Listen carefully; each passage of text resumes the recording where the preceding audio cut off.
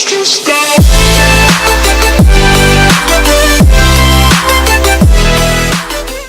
عسلامة ومرحبا بكم في حلقة جديدة من اكس تو في. اليوم باش نحكيو على حاجة اسمها توربو كومبريسور. شنو هو توربو كومبريسور هذا؟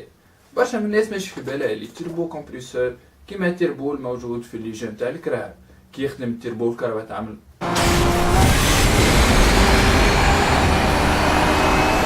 مي اليوم باش نحكيو عليه تكنيكمون شنيا الرول نتاع التوربو كومبريسور، اهم لي كومبوزون تاعو اي لور برانسيب دو فونكسيونمون. كيما زاد اليوم باش نعطيو شويه نصائح باش تحافظوا على التوربو كومبريسور في الكرهب نتاعكم. دونك تابعونا.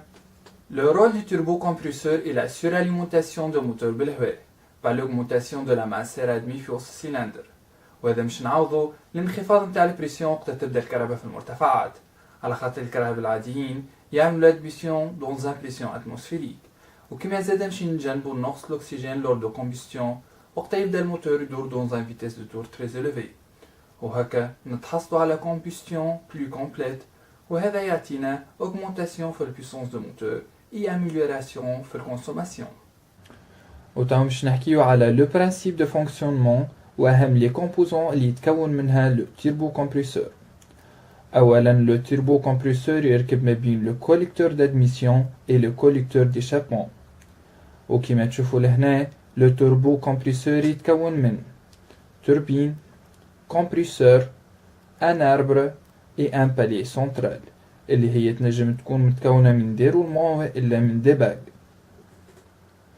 لو بالي سنترال بالإضافة إلى الرول التقليدي متاعها تعمل إيزولاسيون ما بين التوربين اللي تعدى فيها غاز ديشابمون والكمبريسور اللي كومبريمي الهواء دادميسيون، ومش نقصوا من تأثير التمبيراتور الكبيرة متاع الغاز ديشابمون على الباليي، عملوا ان سيركوي متاع الزيت باش يبرد لي زيليمون متاع لو بالي سنترال.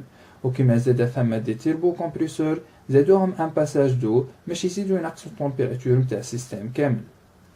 لو برانسيب دو فونكسيونمون دان توربو كومبريسور كالاتي: غاز ديشابمون يخرج بفيتيس دو تيل فاسون يدور التوربين، الاربر تعدي الموفمون من التوربين للكمبريسور، والكمبريسور ياليمونتي الموتور بار ان اير سو بريسيون. الهواء اللي يخرج من الكمبريسور يسخن اكوز دو كومبريسيون. مش نخليو توربو كومبريسور يخدم بارفيتمون، نزيدو ان ايشونجور دير ما بين الكمبريسور والموتور، والرول متاع ليشونجور دير هذا هو ينقص التمبيراتور متاع الهواء باش نكثرو من كونتيتي دير ادميز في وسط السيلندر. لو فيتيس متاع التوربين مربوط بالفيتيس متاع الغاز ديشابمون، ومش نحدو الفيتيس دو روتاسيون متاع الكمبريسور ونتجنبو لا ديستركسيون متاع التوربو كومبريسور، جوست لازم تصير ديفياسيون متاع اون بارتي دو غاز ديشابمون، وهذا هو الرول متاع لو سيباب دو ديشارج. وتو باش نعطيكم شويه نصائح فيما يخص الكرهبه اللي فيها تيربو. اولا لازمك تتاكد ان الموتور وصل لو تمبيراتور دو بون فونكسيونمون قبل ما تستعمل التيربو، وهذا تنجم تعرفو بالكوي دو تمبيراتور، على خاطر كي يبدا الزيت مازال ما سخنش بالكدا ما عندوش سرعه التدفق اللي تخليه يبرد لي زورغان ويحميهم من كل دوماجمون.